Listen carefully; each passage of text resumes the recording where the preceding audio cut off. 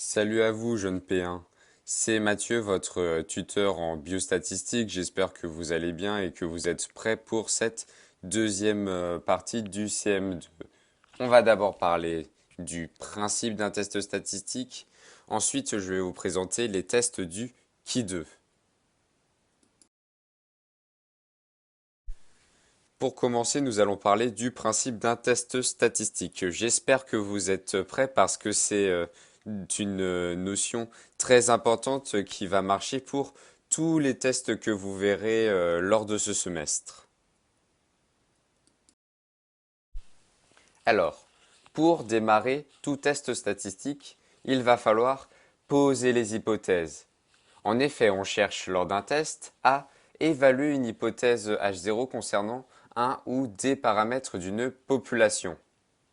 Sauf qu'en général, on ne connaît pas les données de cette population, mais on possède des données d'un échantillon représentatif de la population, des individus sélectionnés aléatoirement à l'intérieur.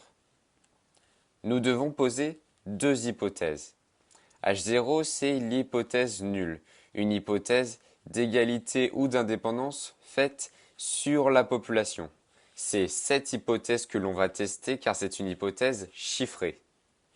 H1, c'est l'hypothèse qui ne sera pas testée car elle n'est pas chiffrable. Cette hypothèse sera validée par défaut si l'on rejette H0. H1, c'est soit une hypothèse de différence, et on parlera de test bilatéral, soit une hypothèse de supériorité ou d'infériorité. Dans ce cas-là, on parle de test unilatéral. Par exemple, H0, ça peut être la variole du singe touche autant les hommes que les femmes. Et l'hypothèse alternative, H1 sera la variole du singe ne touche pas autant les hommes que les femmes. Dans ces cas-là, on fait un test bilatéral. Ou si on veut faire un test unilatéral, on peut dire par exemple H1, c'est la variole du singe touche plus les hommes que les femmes. Et il y a quelque chose sur lequel je veux vraiment insister, c'est que on part d'un échantillon pour faire notre test, mais on construit ce test sur la population, fait des déductions sur la population. Une fois que nous avons posé nos hypothèses, nous devons choisir notre statistique de test. La statistique de test est une variable aléatoire dont la distribution peut être prédite sous H0. Lors d'un test, on part du principe que H0 est vrai et on regarde si les données obtenues dans l'échantillon sont cohérentes avec cette hypothèse. Nous allons trouver dans l'échantillon une statistique de test qui s'appelle ST-OBS, que l'on pourra comparer à une statistique de test théorique, ST théorique, c'est-à-dire une statistique de test que l'on devrait obtenir si H0 était vrai. Ainsi, on cherche à savoir si la différence de valeur entre ST observé et ST théorique est due uniquement aux fluctuations d'échantillonnage, c'est-à-dire que H0 est vrai, mais comme le monde n'est pas parfait, eh bien on a malgré tout des petites différences, ou si en fait l'hypothèse H0 n'est pas valable, c'est-à-dire que la valeur observée, elle est tellement différente de la valeur théorique que l'on ne peut pas conclure qu'H0 est vrai. Une fois que nous avons choisi notre statistique de test, nous allons fixer notre seuil de risque. On cherche à déterminer les valeurs seuil de est observé au-dessus ou en dessous desquelles on rejette ou non H0. C'est-à-dire qu'au-delà d'une certaine valeur, on considérera que ST observé est tellement improbable que l'hypothèse H0 n'est pas valable. En dessous de la valeur seuil, la valeur de ST observé est acceptable, nous allons donc valider H0. Alors, le risque de première espèce, on le note alpha, et c'est un risque qui est fixé a priori, avant la réalisation du test. Alpha, c'est la probabilité de rejeter H0 sachant H0 vrai. C'est-à-dire que on a considéré que H0 n'était pas acceptable et on s'est trompé. Le risque standard, c'est alpha qui est égal à 0,05, C'est un risque qui sera souvent choisi dans les exercices au concours. Plus alpha est petit, plus le test est fiable. Plus alpha- Parce que plus alpha est petit, moins on aura de chances de se tromper. Et 1 moins alpha, c'est la probabilité de ne pas rejeter H0, sachant H0 vrai.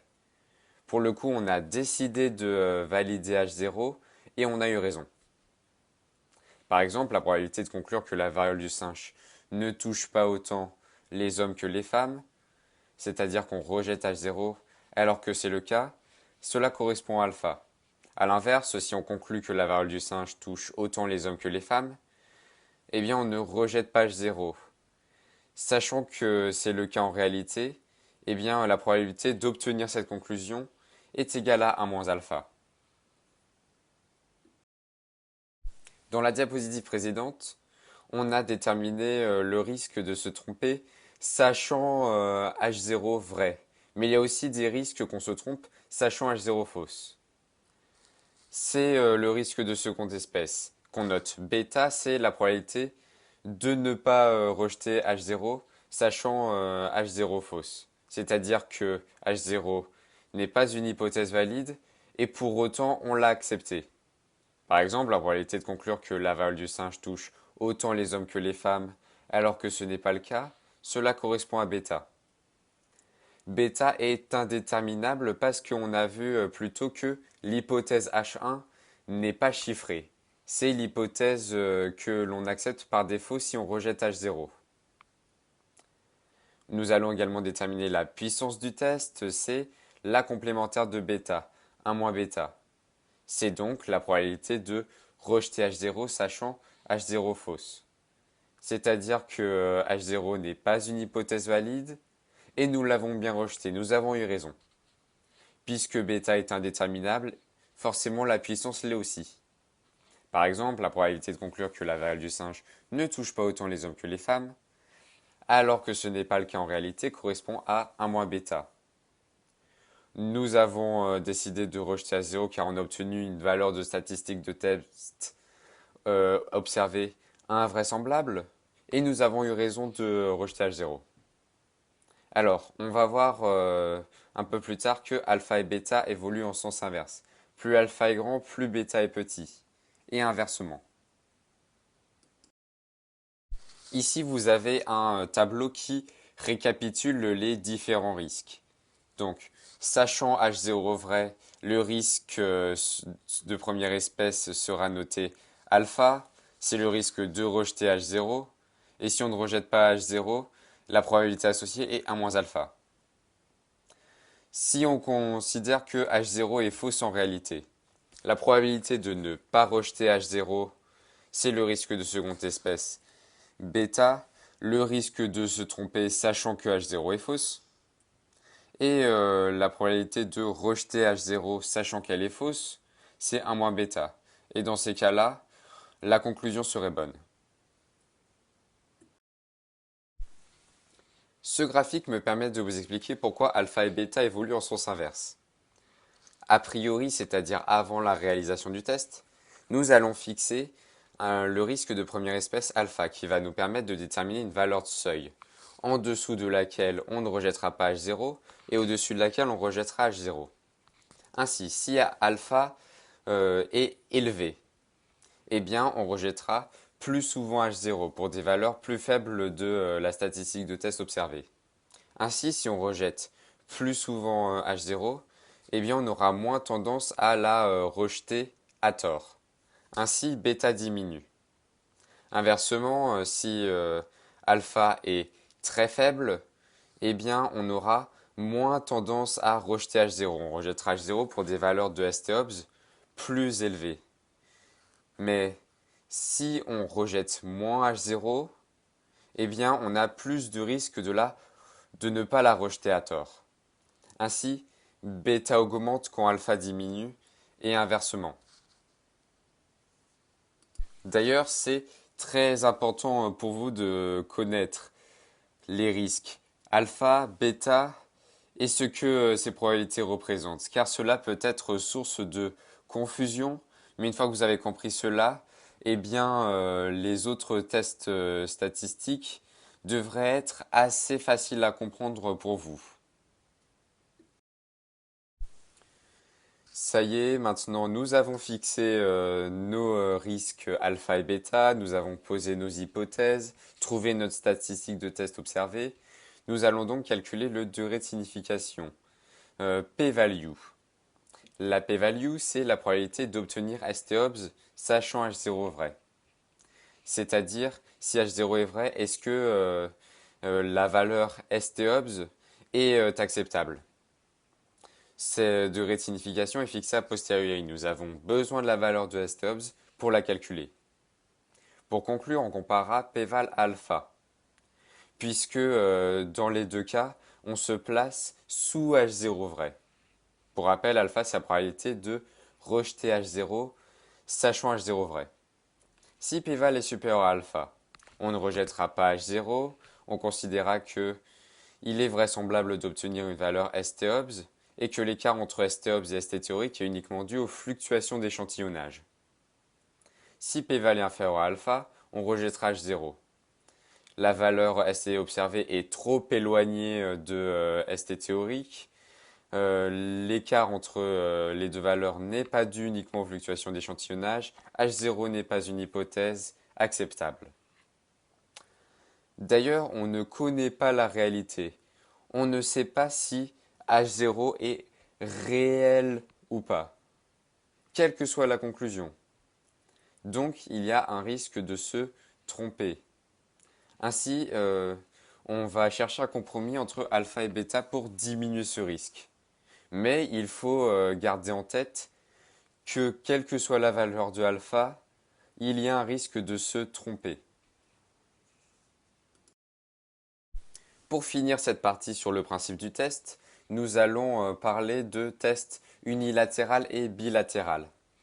Le test bilatéral, c'est le test le plus souvent utilisé, c'est-à-dire que H0 sera une hypothèse d'égalité. Ça marche pour absolument tous les tests. Et H1 sera une hypothèse de différence. H1 ne sera pas orienté. Et on va effectuer un test bilatéral lorsque nous n'avons pas d'informations a priori sur le sens de l'inégalité entre H0 et la réalité. Et pour un test unilatéral, H0 est toujours l'hypothèse d'égalité, mais dans l'hypothèse H1, on va inclure la notion de supériorité ou d'infériorité. On a une information a priori sur le sens de l'inégalité, on effectue une supposition. Par exemple, la variole des singes touche plus les hommes que les femmes. On effectue cette supposition et on construit le test en fonction de cette supposition. Petit rappel, on construit les hypothèses a priori, avant de réaliser les tests. D'ailleurs, on ne se base pas sur l'observation dans l'échantillon, mais on cherche des informations sur la population. Pour un test unilatéral, en fonction de la valeur seuil, eh bien on rejettera H0 uniquement si la valeur de la statistique de test est supérieure à cette valeur seuil. Pour revenir sur les tests bilatéraux, ici on a un graphique sachant H0 vrai.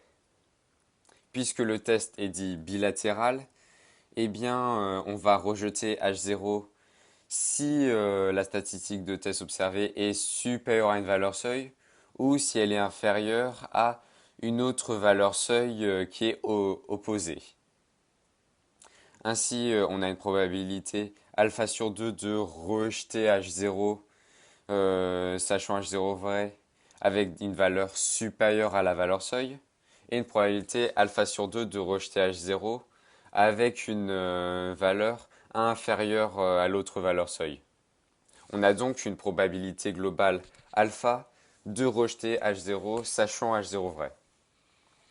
Et si la valeur de la statistique de test est comprise entre ces deux valeurs seuil, eh bien on ne rejettera pas H0.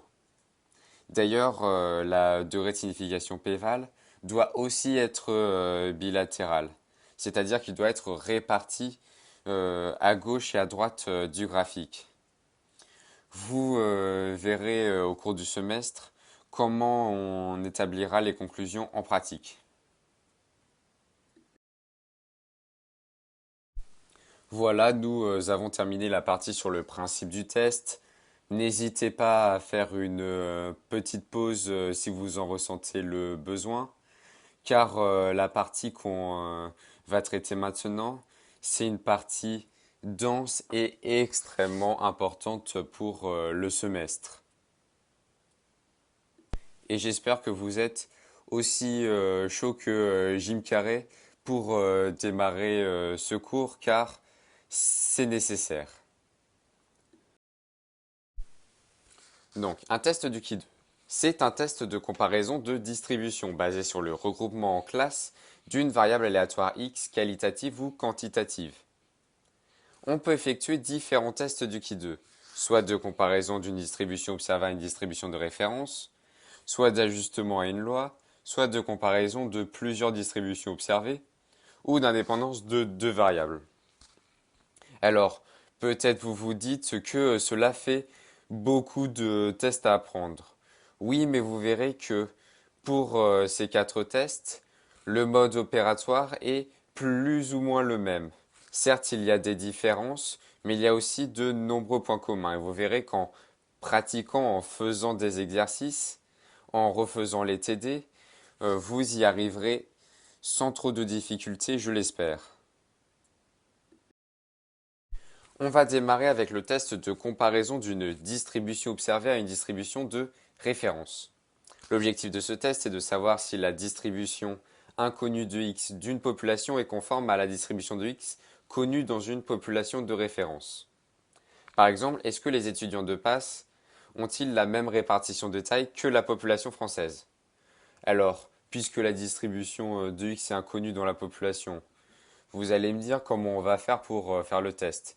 Eh bien, comme expliqué précédemment, en réalité, on va se baser sur un échantillon issu de cette population que l'on va comparer à la population de référence.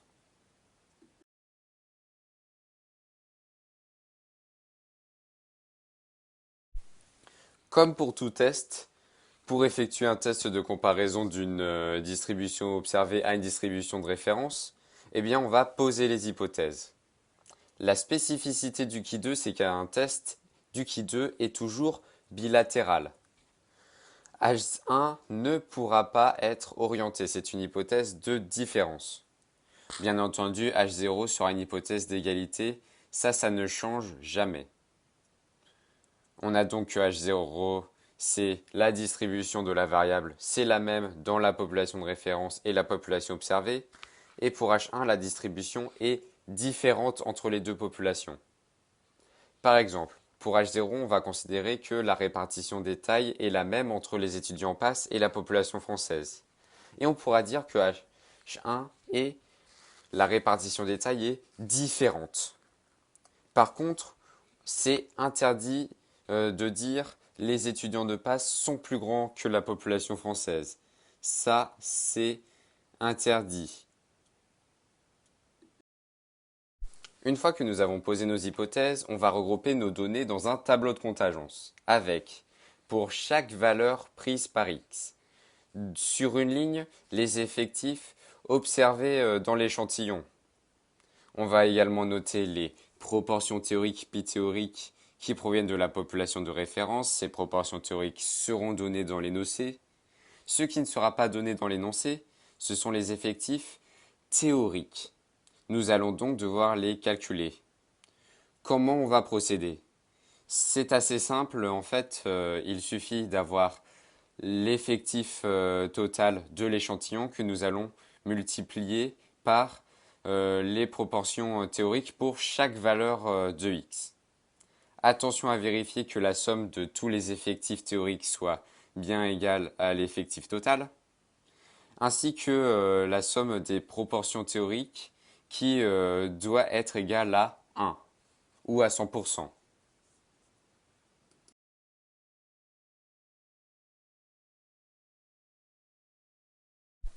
Si on reprend le test détail, Eh bien, on peut effectuer un calcul d'effectif théorique assez simple et on va chercher l'effectif théorique de la case bleue.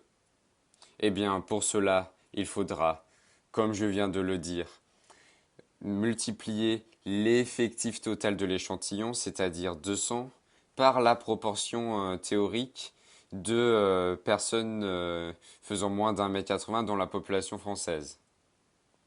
C'est-à-dire 200 fois 0,836 ou 83,6 divisé par 100. Ici, on a mis les proportions au pourcentage, donc il faut tout diviser par 100.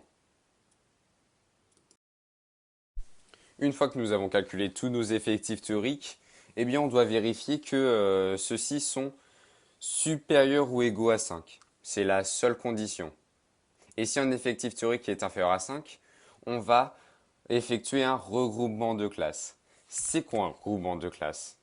Eh bien, en fait, on va additionner les effectifs de deux colonnes avec les effectifs les plus faibles de préférence pour obtenir une seule colonne de telle sorte que l'effectif théorique de cette colonne soit supérieur à 5. Bien entendu, il ne faut pas confondre effectif théorique et observé. C'est-à-dire que si on a un effectif observé inférieur à 5, mais que l'effectif théorique est supérieur à 5, eh bien on ne fera pas de regroupement de classe. Ce sont les effectifs théoriques qui comptent. Si on regarde à nouveau notre exemple de taille, nous avons deux effectifs théoriques supérieurs à 5, pas besoin de regroupement de classe. On peut poursuivre le test. Une fois que nous avons calculé nos effectifs théoriques et que on a vérifié que ces effectifs théoriques sont supérieurs ou égaux à 5, nous allons calculer le degré de liberté qui est associé au risque alpha. Il va permettre de déterminer la valeur qui de seuil que l'on pourra comparer à la statistique de test qui de observé. Et ce degré de liberté permet aussi de trouver la valeur du degré de signification p-val. On utilisera la table de la loi de Ki2. On en reparle dans quelques instants. Pour calculer ce DDL, il faut utiliser la formule nombre de classes moins 1. Une classe correspond à une colonne. Bien entendu, on calcule le degré de liberté après le regroupement de classes. C'est pour cela qu'on doit vérifier que les effectifs théoriques sont supérieurs à 5. C'est pour calculer le degré de liberté. Si on reprend notre exemple de taille, on a dit qu'on avait deux colonnes, dont soit deux classes. Donc, le DDL sera égal à 1. Et faites attention, hein, car il y a beaucoup de pièges au concours sur les degrés de liberté avec son regroupement de classes, des pièges sur la formule. Donc, c'est quelque chose sur lequel vous devez être très clair. Une fois que nous avons calculé notre degré de liberté et tous nos effectifs théoriques, nous allons pouvoir calculer la statistique de test. Pour calculer cette statistique qui est de Hobbes, eh bien, nous allons utiliser la formule suivante qui est la même pour tous les tests de Ki2 que l'on verra dans ce CM2. S'il y a une formule à apprendre par cœur dans ce cours, c'est celle-là. Elle peut vous paraître un peu piégeuse. Le gros piège de cette formule, c'est de mettre les effectifs théoriques au dénominateur et non les effectifs observés, car ça change complètement la valeur de la statistique de test et potentiellement ça va changer la conclusion. Bien sûr, ne pas oublier le carré au numérateur ainsi que le symbole soustraction.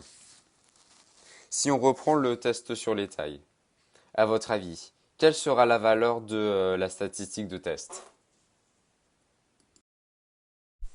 Eh bien, pour le savoir, il suffit d'appliquer la formule que l'on vient de trouver.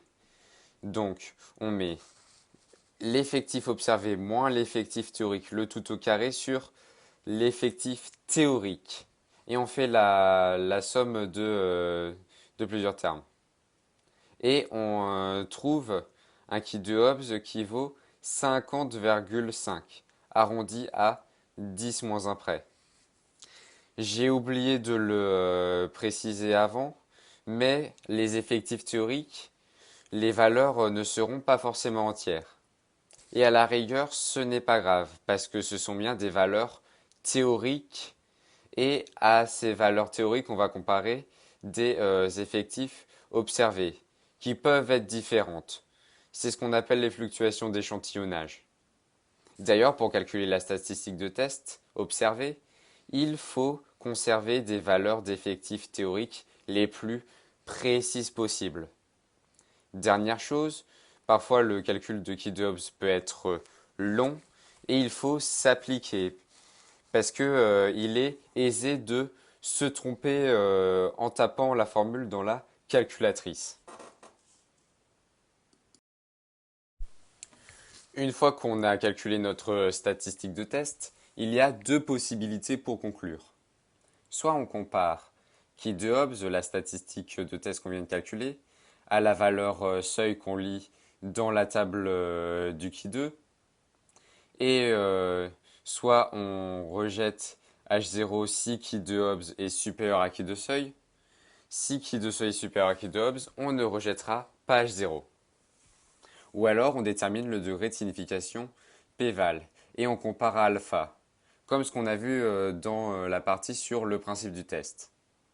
Pour cela, on va encadrer Key de Hobbs par deux valeurs dans la ligne correspondant au nombre de DDL du test qu'on a calculé à l'étape 4. Et ensuite, on va encadrer p-val par les probabilités associées à ces valeurs. Si p-val est supérieur à alpha, on ne rejette pas H0, c'est-à-dire que la valeur de Key2 observée est acceptable sachant H0 vrai. Si p-val est inférieur à alpha, on rejette H0, c'est-à-dire que la probabilité d'obtenir Key2 Hobbs est trop faible si H0 est vrai.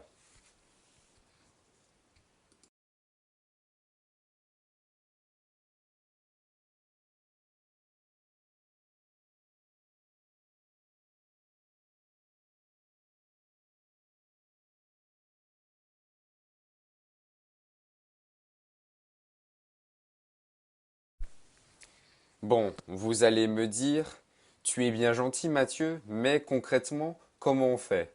Eh bien ça, je vais vous l'expliquer avec l'exemple du test sur les tailles. On venait de trouver que Key de Hobbs c'est 50,5 et un DDL égale à 1. Si on compare Key de Hobbs à Key de seuil, eh bien on va lire la valeur de Key de seuil à la ligne associée au degré de liberté 1 et à la colonne associée au risque alpha égale 0,05. On lit que Key de seuil c'est égal à 3,84. Donc la valeur Key de Hobbs est largement supérieure à la valeur de Key de seuil. Ainsi on va rejeter H0. H0 n'est pas une hypothèse acceptable. La distribution observée est différente de la distribution de référence. Dans notre exemple, la répartition des tailles est différente chez les étudiants en passe et dans la population française.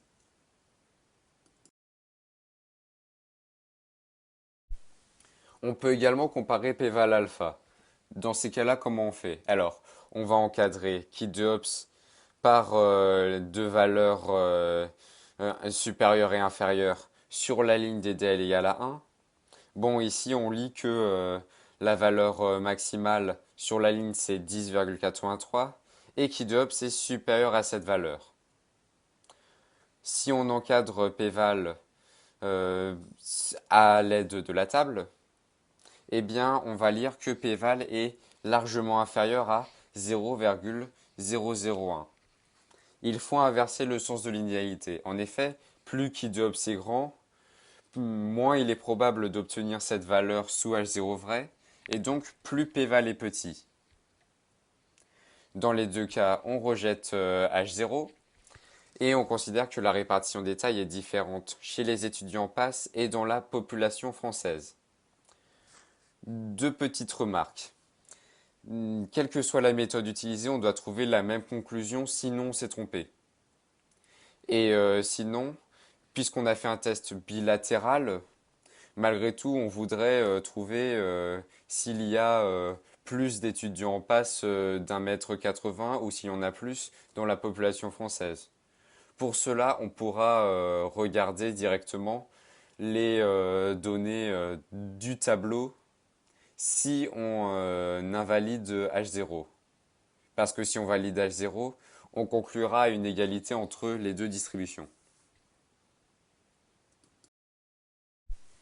Voilà, on vient de terminer notre premier test de comparaison d'une distribution observée à une distribution de référence. D'ailleurs, dans le carnet associé à ce CM, vous aurez un exercice d'application pour vous entraîner. Maintenant, on va passer au test d'ajustement à une loi de référence. C'est-à-dire que on a la distribution de x dans un échantillon issu d'une population et on veut savoir à partir des données de cet échantillon si la distribution de x de la population est conforme à la distribution provenant d'une loi particulière. On pose les hypothèses du test, comme pour tout test. Et pour rappel, les hypothèses, on les pose sur les populations et non sur les échantillons. H0 est l'hypothèse d'égalité, H1 est l'hypothèse de différence. Bien entendu, on effectue toujours un test bilatéral, avec H1, qui est la distribution de la variable, ne suit pas la loi de référence. Ensuite, on regroupe les données sous forme de tableau, comme dans le test précédent, avec un effectif théorique à calculer avec la même formule. Alors la petite différence, c'est que les probabilités théoriques ne seront pas données directement dans l'énoncé, mais elles seront à calculer en fonction de la loi que l'on cherche à vérifier. Pour les calculs de loi binomiale, vous avez vu comment faire dans le précédent CM, et pour la loi normale, vous l'avez vu dans la première partie de ce CM. Une fois qu'on a effectué notre tableau de contingence, on vérifie que les effectifs théoriques sont supérieurs ou égaux à 5. Et on effectue un regroupement de classe si besoin, c'est-à-dire qu'on va prendre deux colonnes adjacentes si possible, et on va additionner les effectifs théoriques de ces deux colonnes pour obtenir une colonne avec des effectifs théoriques supérieurs ou égaux à 5. On va également additionner les effectifs observés. Une fois qu'on a effectué ou non nos regroupements de classes, eh bien on va calculer le degré de liberté. La formule diffère légèrement. C'est le nombre de classes moins 1 moins le nombre de paramètres estimés. Alors comment on fait pour calculer le DDL en pratique? Eh bien, par exemple, pour une loi binomiale, si pi est donné directement dans l'énoncé, eh bien, on ne soustraira rien au DDL. On calculera nombre de colonnes moins 1. Par contre, si pi n'est pas donné dans l'énoncé, il va falloir le calculer à l'aide des valeurs de l'échantillon. Et donc, on calculera DDL nombre de classes moins 2. C'est pareil pour une loi normale. Si mu de x ou sigma de x sont donnés dans l'énoncé, eh bien, on n'aura pas besoin de soustraire quelque chose au durée liberté. On calculera nombre de classes moins 1. Si mu de x et ou sigma de x ne sont pas donnés dans l'énoncé, eh bien nous allons devoir les calculer à l'aide de l'échantillon, en calculant des moyennes et des écarts types estimés. Vous verrez comment faire plus tard dans le semestre. Dernière chose, on va calculer la statistique de test. C'est toujours la même formule, très très importante. Et c'est les effectifs théoriques au dénominateur, on n'oublie pas. Une fois qu'on a fait notre tableau de contingence, qu'on a calculé notre DDL et notre statistique de test, eh bien on va conclure le test de la même manière que précédemment. Soit on compare qui de seuil à qui de Hobbes, soit on compare p-val à alpha. Pour la méthode, je vous ramène à ce qui a été dit précédemment sur l'utilisation de la table du qui 2. Et vous aurez aussi un TD pour vous entraîner. Alors, les tests qu'on peut vous demander dans le cadre de l'ajustement à une loi, c'est Est-ce que la distribution des Français suit une loi normale? Ou est-ce que la variable qui compte le nombre d'ampoules défectueuses dans des boîtes de 3 ampoules suit une loi binomiale? C'est l'exercice d'application que l'on vous propose dans le carnet associé à ce CM pour vous entraîner. On va passer à la comparaison entre différentes distributions observées. Il y en a peut-être parmi vous qui trouveront ça redondant. Et vous n'avez pas complètement tort. En effet, la méthode est globalement la même pour tous les tests. Pour d'autres, ça fera un nombre d'informations assez conséquent à assimiler. Et c'est tout à fait normal, mais vous verrez qu'à force d'entraînement, vous arriverez à réussir les différents tests. On va commencer avec la comparaison de L échantillons indépendants. L'objectif de cette comparaison, c'est de savoir si la distribution de X est identique dans les populations dont sont extraits les échantillons indépendants. C'est-à-dire que on part des échantillons et on va effectuer des déductions sur les populations, comme dans tous les tests. La première étape, toujours la même, on pose les hypothèses de ce test, et H0, c'est l'hypothèse d'égalité, c'est-à-dire que la distribution de la variable est identique dans toutes les populations. Et H1, c'est une hypothèse de différence. La distribution n'est pas identique entre les populations. Puisque c'est un test bilatéral, H1 ne peut pas être orienté.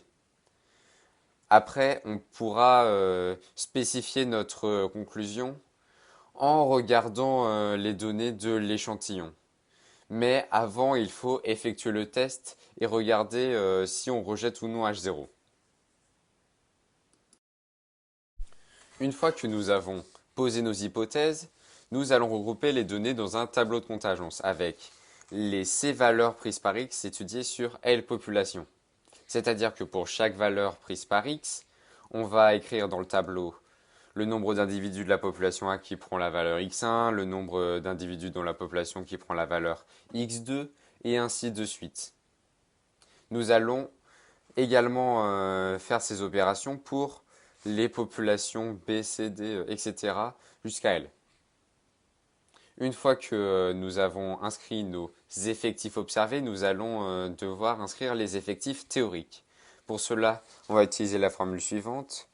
C'est le total de la colonne fois le total de la ligne divisé par n, l'effectif total de l'ensemble des échantillons.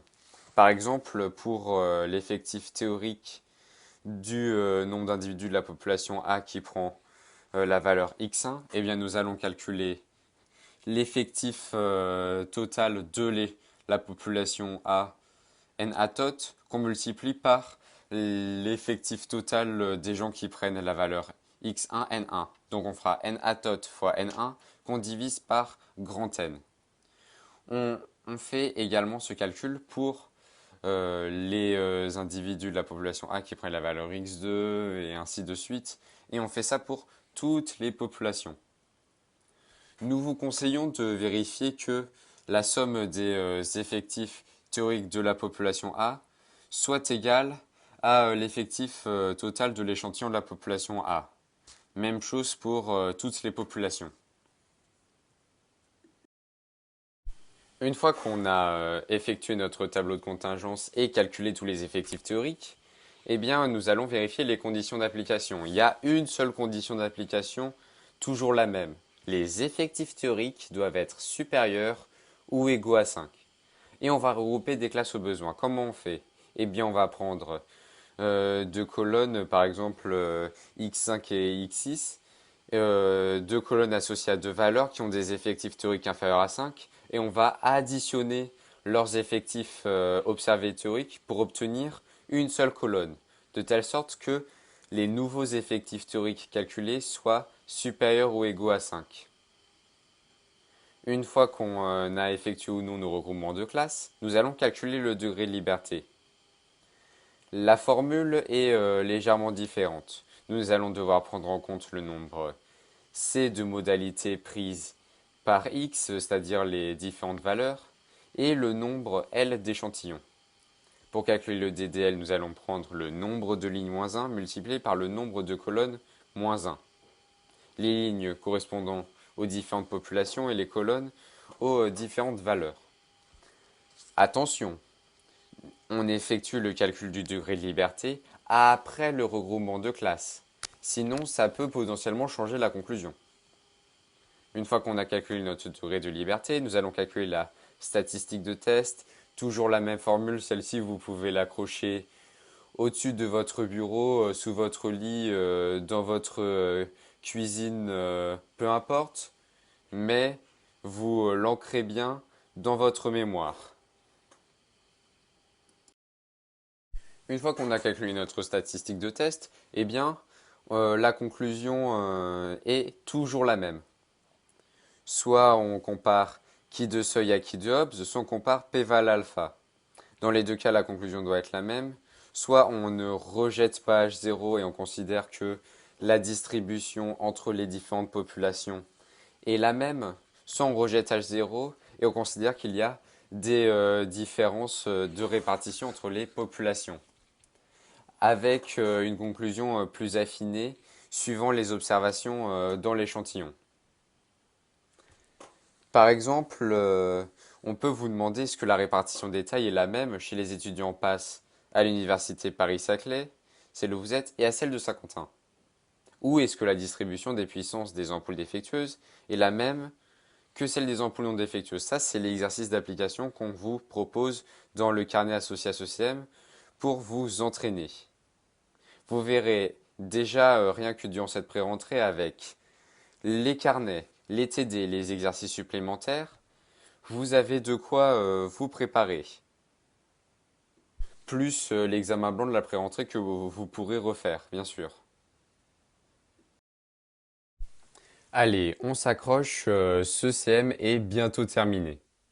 Nous allons finir avec le test d'indépendance de deux variables qualitatives. Ce test permet de savoir si deux variables x et y sont liées ou indépendantes. Alors la différence par rapport à un test du Ki2 de comparaison de plusieurs distributions qu'on vient de voir à l'instant, c'est que pour le test d'indépendance, les deux variables sont sélectionnées dans un même échantillon. C'est-à-dire qu'on a un échantillon et pour chaque individu, on va lui prendre sa valeur de x et sa valeur de y. Et on va comparer ces différentes valeurs. Les étapes sont pratiquement les mêmes que pour un test de comparaison de distribution. Observez. La première étape, c'est qu'il faut poser les hypothèses. Alors, l'hypothèse H0, c'est soit une hypothèse d'égalité, soit d'indépendance. Et ici, les deux variables sont indépendantes. Quelle que soit la valeur de y, la fréquence de x est la même. La réciproque est vraie. Alors que H1, ça sera une hypothèse de différence ou de non-indépendance. Les deux variables ne sont pas indépendantes, elles sont liées. C'est-à-dire qu'en fonction de la valeur prise par y, eh bien la valeur prise par x peut fluctuer. Et inversement. Après avoir posé les hypothèses, on va regrouper les données dans un tableau de contingence comme pour le test de comparaison de plusieurs distributions observées, avec une variable x qui prend ses valeurs et une variable y qui prend elle valeur. C'est-à-dire qu'on va noter dans ce tableau le nombre d'individus qui prennent la valeur x1 pour la variable x et la valeur ya pour la variable y, le nombre de personnes qui prennent les valeurs x2 et ya, etc. pour toutes les valeurs de x et toutes les valeurs de y. Et on va effectuer ensuite le calcul des effectifs théoriques. Pour cela, on utilise exactement la même formule que pour les tests de comparaison de plusieurs distributions observées, avec le total de la colonne fois le total de la ligne divisé par l'effectif total. On n'oublie pas de vérifier que pour la valeur YA, eh bien, la somme des effectifs théoriques soit égale à l'effectif total du nombre d'individus qui prennent la valeur YA.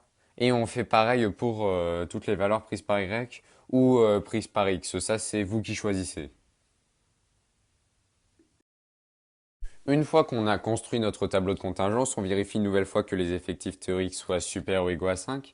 On effectue un regroupement de classe si besoin, c'est-à-dire qu'on prend deux valeurs de x ou deux valeurs de y avec des effectifs théoriques inférieurs à 5. Et on va regrouper ces deux lignes ou ces deux colonnes en une seule en additionnant les effectifs observés théoriques de telle sorte à avoir une nouvelle colonne avec des effectifs théoriques supérieurs ou égaux à 5.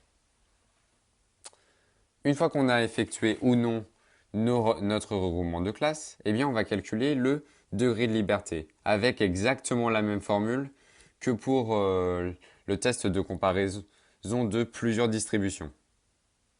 Et on calcule la statistique de test avec cette formule. C'est votre formule préférée, maintenant vous la connaissez déjà par cœur, j'en suis sûr. Petite précision pour le DDL, on n'oublie pas après le regroupement de classe. J'insiste. Une fois qu'on a calculé nos statistiques de test, on va pouvoir conclure le test. De la même manière que les trois tests précédents, en comparant soit qui de Sawyer, qui de Hobbes, soit p val alpha. Soit on rejette h0 et on considère qu'il y a un lien entre les deux variables. S'il y a un lien, on peut affiner la conclusion en regardant les données de l'échantillon et dire par exemple si les deux variables sont liées positivement ou négativement, si quand une variable augmente, l'autre diminue ou augmente. Ou alors on ne rejette pas h0 et on considère que les deux variables sont indépendantes, ou du moins on n'a pas pu prouver de lien. Deux exemples de test, est-ce que la taille et le poids sont indépendants? Alors on aurait pu supposer a priori que plus la taille augmente, plus le poids augmente. Plus une personne est grande, plus elle va avoir un poids important. Comme les tests de Ki2 sont bilatéraux, on ne peut pas faire ça. L'hypothèse H1 sera forcément la taille et le poids ne sont pas indépendants. Et éventuellement, on comparera les données de l'échantillon pour conclure. Pareil pour l'utilisation du gel hydroalcoolique. Est-ce qu'elle modifie le risque d'attraper la Covid-19? C'est l'exercice d'application qu'on vous propose dans le CM. Et on aurait pu supposer que l'utilisation du gel hydroalcoolique diminue le risque d'attraper la Covid-19. On aurait pu poser ça comme hypothèse H1. Sauf que, du fait que un test du Ki2 soit bilatéral, on ne peut pas faire ça. Et l'hypothèse H1 sera forcément l'utilisation de gel hydroalcoolique dépend du risque d'attraper la Covid-19. C'est-à-dire que il y aura un lien entre les deux sans qu'on puisse conclure à un lien positif ou négatif.